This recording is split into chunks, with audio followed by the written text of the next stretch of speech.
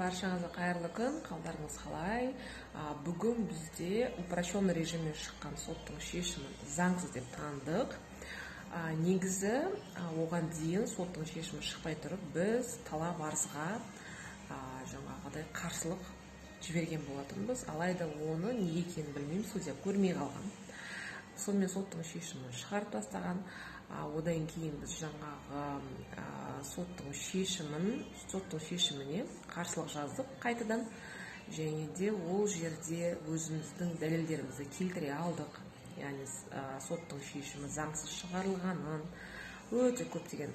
Негізі бұл клиентті мен сотқа алдын ала 8 ай бұрын дайындаған болатынмын. Соның әсерінен біз қазір соттың шешімін заңсыз деп таба алдық.